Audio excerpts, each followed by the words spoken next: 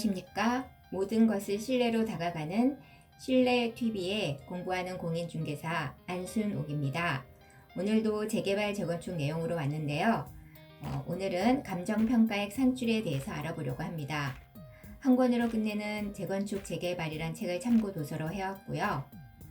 감정평가액은 정식 명칭은 종전자산평가액이며 조합 전체의 감정평가액은 조합원 각각의 부동산의 감정평가액을 모두 합친 금액이라고 할 수 있겠습니다.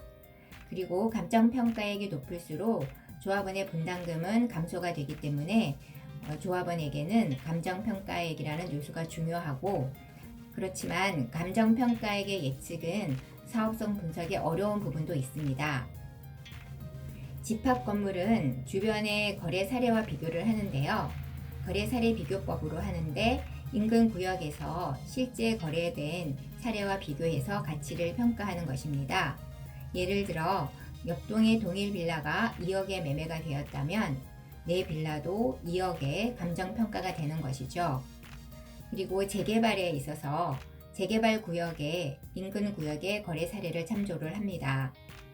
개발 기대감에 따른 시세 상승을 배제하기 위해서예요. 실제로 재개발 재건축 사업은 주변 시세보다 감정평가액을 낮게 형성하는 경향이 있는데요. 최근에 인근 구역의 유사 매물의 매매가와 전세가의 중간 정도로 감정평가가 이루어지기도 했는데요. 최근에 그 집합 건물의 매매가 대비 전세가율 비율이 70에서 80% 수준으로 감안을 하면 감정평가액은 인근 매매가보다 10에서 15% 정도 낮게 나온 사례도 있습니다. 그 거래 사례 비교법에 의한 감정평가액 추정 방법으로 매매가가 1억 원이고 전세가가 7천만 원인 주택이 그 중간값인 감정평가 예상액이 8,500만 원이 나온 경우도 있어요. 그러면 단독가 다가구 주택은 어떻게 감정평가액을 하는지 알아보려면 토지와 건물의 감정평가액을 각각 평가를 합니다. 그래서 토지는 표준 공시지가를 기준으로 하는데요. 각 토지마다 개별적인 요인들이 적용이 되어서 만약 표준지보다 그 우위의 땅이라면 표준지 공시지가보다 높게 평가를 합니다. 토지 감정평가액은 표준지 공시지가의 지역 및 개별 요인과 그 밖의 요인들을 생각해서 구하는데요. 지금 성남시 재개발 어떤 구역에 감정평가 사례가 있습니다.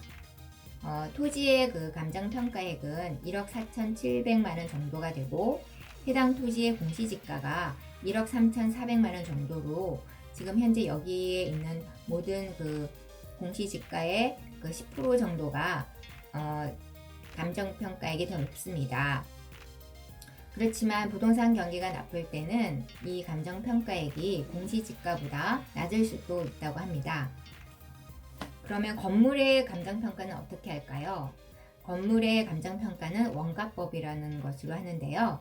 집을 짓기 위해 드는 원가에다가 원가를 계산한 다음에 연식의 기간에 감가상각을 계산해서 가치를 매기는 겁니다.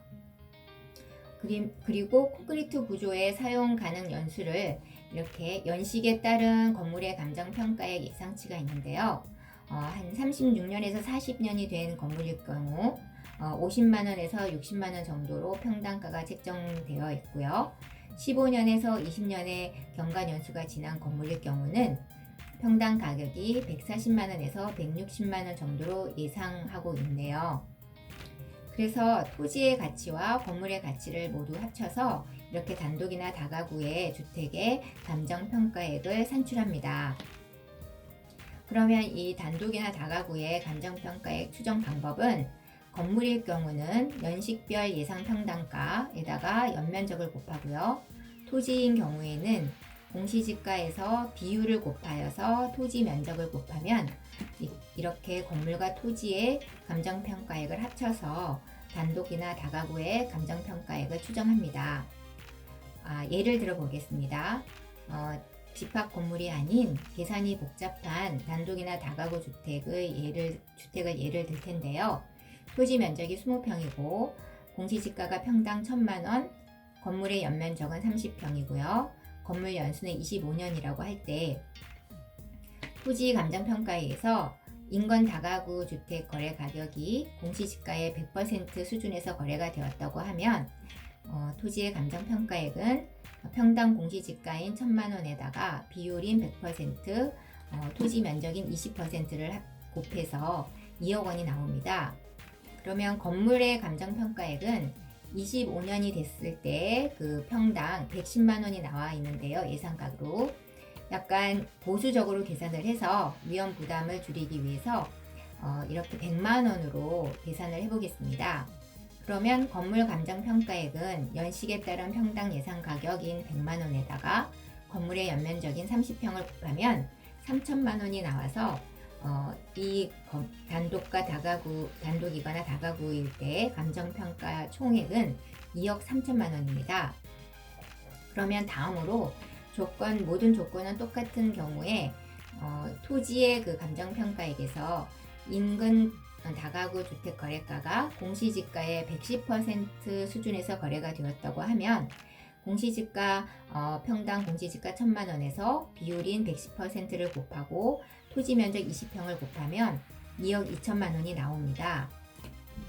건물은 똑같이 25년에 그 평당 예상 가격 100만 원에서 30평을 곱하면 3천만 원이 나와서 감정평가 총액은 2억 5천만 원이 나옵니다. 10%가 더 높은 수준인데 금액은 2천만 원이 더 증가되었어요. 토지의 감정평가액과 건물의 감정평가액을 같이 다 살펴보았는데요. 몇 가지 주의사항을 알려드릴까 합니다. 토지의 감정평가액이 반드시 주변 거래 시세의 100%로 평가가 되지 아니라는 점, 그리고 토지의 감정평가액은 대체적으로 주변 시세의 80에서 90% 정도로 평가된다는 점, 그리고 위험 부담을 줄이기 위해서 보수적인 추정으로 투자를 하면 좋을 것 같다고 생각이 듭니다. 만약에 실제 감정평가액이 주변 시세의 100%가 나온다면 가치가 있다고 볼 수 있어요.